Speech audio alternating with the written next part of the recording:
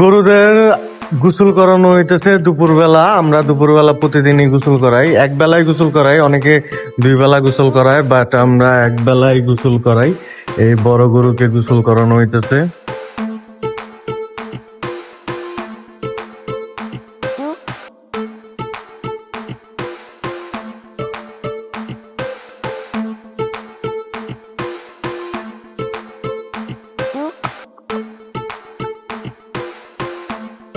এখন মোটামুটি সবগুলা গরুকে গোসল করানো হবে। এখানে দেখতে পারতেছেন গরুগুলো, তো সবগুলো গরুর গোসল করাবো।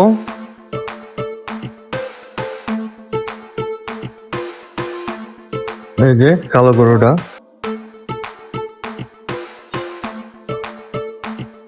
মোটামুটি সবগুলো গরুর গোসল করানো হইতেছে। তো হোয়াটসঅ্যাপ গাইস, কেমন আছেন আপনারা? আমি ভালো আছি, আপনারা কেমন আছেন? মোস্তানুর রহমান জিহাদ চলে এসেছি ইসমি জিহাদ মাই চ্যানেলে। তো এই যে আমার গরুগুলো, যেগুলো আমি নিয়ে আসছি ঢাকায় কুরবানির জন্য প্লাস বিক্রির জন্য। এটা আপনারা সবাই জানেন, মোটামুটি যারা আমার রেগুলার ব্লগ দেখেন তারা তো সবাই জানেন, আর যারা জানেন না তারা আজকে জেনে নেন যে এখানে একটা সোল্ড আউট এবং একটা এই যে এটা আমার কুরবানির জন্য, বাকি যেগুলো সেগুলো সব সেলের জন্য আনা।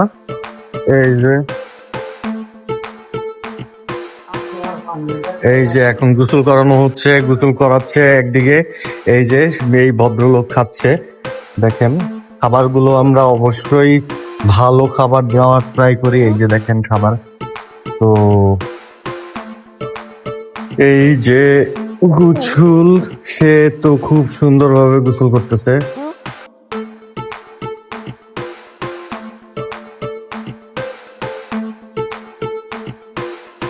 এটার গোসল শেষ, বড় গরুর গোসল শেষ করার পরে এই যে ছোট যে গরুটা সেইটাকে গোসল করাচ্ছি, ব্ল্যাক কালার। আজকে ফ্রাইডে, তো আরেকটু আগে করা ছিল, কিন্তু ফ্রাইডের জন্য একটু দেরি হয়ে গেছে, নামাজ তো পড়তে হবে, এর জন্য এখন গোসল করানো হইতেছে। এরপরে বাকি যে চারটা আছে সেগুলোকেও গোসল করানো হবে। তো যাই হোক, গোসল করানো তো যেমন তেমন, এখন বিষয় হলো যে আমরা তো মোটামুটি বলতেছি যে রেগুলারই যে বিক্রি অনেক মানুষ আসতেছে। থ্যাংক ইউ আপনারা ভিডিও দেখে আমার সাথে যোগাযোগ করার জন্য, এবং বেশি মানুষ আসার জন্য। সকালবেলাও আসছে, কথা হয়েছে তাদের সাথে যে কেমনে কি, তো কথা চলতেছে কম বেশ, সবগুলার বিষয়ে কথা চলতেছে। তো আপনারা যার যেটা পছন্দ তাড়াতাড়ি যোগাযোগ করেন, তাড়াতাড়ি যোগাযোগ করলে অবশ্যই ইনশাল্লাহ একটা কম বেশ করে ইনশাল্লাহ হয়ে যাবে। তো এই যে এখন আমরা 3 নাম্বার গরুকে ধরছি, এটা অ্যাশ ব্ল্যাক যেটাকে বলে, অ্যাশ ব্ল্যাক গরু, পুরা গলাটা ব্ল্যাক কালার, পিঠে অ্যাশ, তারপর পিছনে আবার ব্ল্যাক। কালারটা কিন্তু খুবই সুন্দর, এবং মাথাটা ব্ল্যাক এবং অ্যাশের মিশ্রণ। এটা দেখতে পারতেছেন, এটাও কিন্তু মাশাআল্লাহ অনেক মোটামুটি অনেক বড়। তো একজন আমাকে কমেন্ট করছিল, আপনি ব্যবসায়ী কিনা, আপনি কি এর আগে গরুর ব্যবসা করছেন নাকি বা এরকম কোনো কিছু। আমি কখনো গরুর ব্যবসা করি নাই।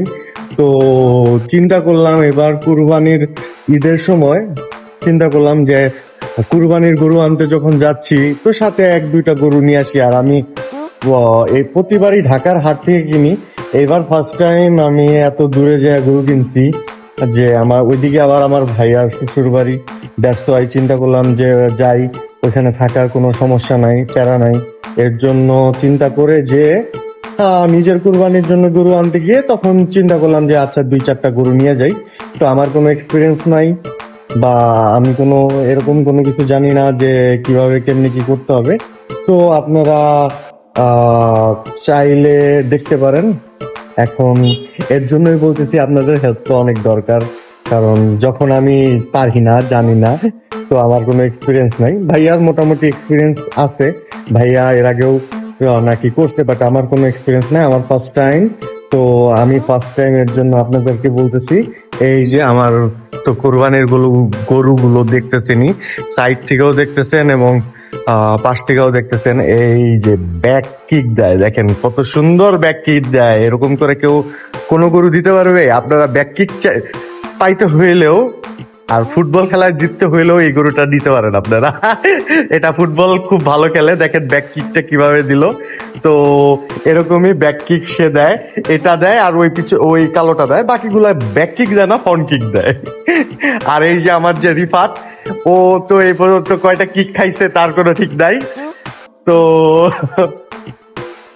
এটা পানির দিয়ে প্রতিদিনই একবার করে গোসল করাই, যাতে গরুগুলো ঠান্ডা থাকে। গরুগুলো যদি আপনারা প্রতিদিন একবার করে গরুগুলোকে গোসল করান, ওদের শরীরে এখনো যে পরিমাণ টাইম আছে তাতে অবশ্যই শরীরটা আরেকটু বাড়বে। তো এটা কিন্তু নর্মাল, বুঝছেন? যারা জানে যে গরু কিভাবে পালতে হয় বা গরু কিভাবে করতে হয়, যারা জানে তারা ইনশাল্লাহ মনে করেন যে এই কাজগুলো করে, যে গরুকে নিয়ে যাওয়ার পরে প্রতিদিন একবার করে গোসল করানো বা 2বার করে গোসল করানো। গরু কিন্তু আপনার যত শরীরটা ঠান্ডা থাকবে, ওরা যত স্ট্রেচ ফিল না করবে, আশেপাশে মশা থাকবে না, তারপরে আশেপাশে কোনো কিছু থাকবে না, ওদের ডিস্টার্ব ফিল হবে না, সেই জায়গায় ওদের শরীরটা তখন আস্তে আস্তে বাড়ে। তো এখানে আমি ওই রকম পরিবেশ দেওয়ার ট্রাই করি, যে অলওয়েজ ক্লিন রাখার ট্রাই করি, যাতে ওরা প্রপার রেস্টটা করতে পারে। ওদের খাবারটা আমি প্রপার দেওয়ার ট্রাই করতেছি মোটামুটি, যে সব সময়। আর প্রতিটা গরুই আমার অনেক ভালো খায়, যা যা খাবার খায় তাই তাই আমি একদম ঢাকার বাইরে থেকে যেখান থেকে গরু নিয়ে আসছি সেখান থেকেই আমি খাবারগুলো নিয়ে আসছি, যাতে ওদের কোনো খাবারের কমতি না পড়ে। আর প্রতিটা গরুরই ইনশাল্লাহ যে খাবারের যে রুচি মোটামুটি খুবই ভালো।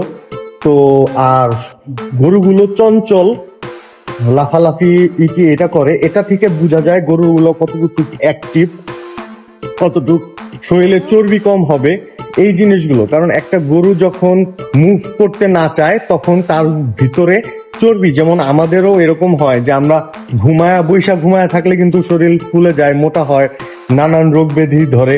তো আমার প্রতিটা গরু চঞ্চল, নাকলা দেওয়া নাই, দেখবেন আমি একটা গরুতে আমার নাকলা আছে আর বাকি কোনো গরুতে নাকলা নাই। কারণ আমি নাকলাটা পছন্দ করি না। রিজন হলো যে গরুতে নাকলা থাকলে দেখা যায় যে গরু খাওয়ার কমায় দেয়, তারপরে ও মুভ করতে কষ্ট হয় ওর। তো এতে দেখা যায় যে খাবারটা কম হয়, শরীরটা কম বাড়ে এর জন্য।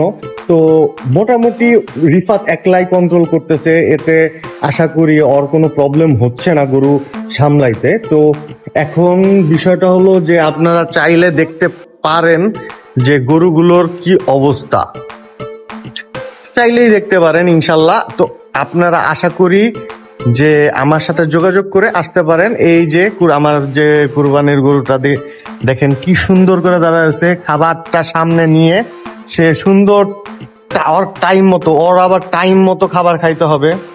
ও খুবই অ্যাক্টিভ, খুবই অ্যাক্টিভ। ওর আদর খুব প্রিয়, আদর করলে ওর কাছে যাইতে দিবে, বাট যদি এমনি কেউ যায় ওর কাছে কেউ উড়ে যাইতে দিবে না। দেখবেন আমি যাব, আমাকে ডাইরেক্ট একটা এই যে দেখছেন আগেই আইসা বলতে চেহারা দেখাইছে। আর এই হলো আরেকটা গরু যেটা সোল্ড আউট, চাঁদ কপাল। এই দেখেন সুন্দর একটা চাঁদ কপালে আছে। আর বাকি তো এই যে শরীরটা দেখতে ভাল লাগে। দেখেন শরীরটা কিরকম বড়, এটা দেখা যাচ্ছে। দেখেন ও টোটালি আমার কাছে আইসা পড়ছে আপনাদের শরীর দেখানোর জন্য। তো এটা তো দেখাই যায়। এই যে আমার ছোট মরিচ, এই ছোট মরিচও মনে করেন যে সেই একটা জিনিস, এটা যেই দেখতেছে সেই ইনশাল্লাহ পছন্দ করতেছে, কথাবার্তা চলতেছে। তো এখন দেখি ইনশাল্লাহ খুব শীঘ্রই ইনশাল্লাহ এই ছোট মরিচ হয়ে যাবে আই থিঙ্ক। আর এই যে ব্ল্যাক, ফুললি ব্ল্যাক সে, তো মানে অ্যাশ ব্ল্যাক যেটাকে বলে, এই কালারটা কিন্তু অনেক মানুষ পছন্দ করে, তার কুজ আছে এর জন্য তাকে পছন্দ করা হয়। তার চ্যাসিসটা যদি দেখতে চান, কার কাছে যাওয়া যাবে না, ও ব্যাক দেখেন বারবার লাথি দিচ্ছে। ও এখন আসলে একটু নিজের এই করতেছে, এর জন্য ব্যাক কিক মারতেছে। ওর শরীরটা এই দেখেন মাশাল্লাহ অনেক সুন্দর। আর যে আমার ব্ল্যাকটা, এই ব্ল্যাকটা হলো এটা থেকে কিন্তু একটু উঁচা, বাট ওর শরীরটা দেখতে পারেন সেই সেই জিনিস দেখা দিল একবারে। আর পরবর্তীতে এই যে আমার সব থেকে বড় যে জিনিসটা সেটাও দেখতে পারেন। এই গরুটার একদম পাশেও যেরকম বড় সেরকম সাইজেও বড় এবং লম্বায়ও কিন্তু বড়, একদম নিচ পর্যন্ত ওর একদম ভরা। তো আশা করি ঢাকার মার্কেটে এরকম বড় গরু মানে কম রেঞ্জের মধ্যে বড় গরু কমই আছে।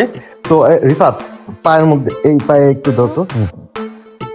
তো কমই আছে, তো আশা করি ইনশাল্লাহ ভালো কিছু দেখাইতে পারবো। বাকিটা তো দেখতেছেন, ইনশাল্লাহ দেখতে থাকেন। আর ঈদ পর্যন্ত আপডেট তো পাবেনই আমার কয়টা গরু আছে, কেমনি কি আছে ইনশাল্লাহ।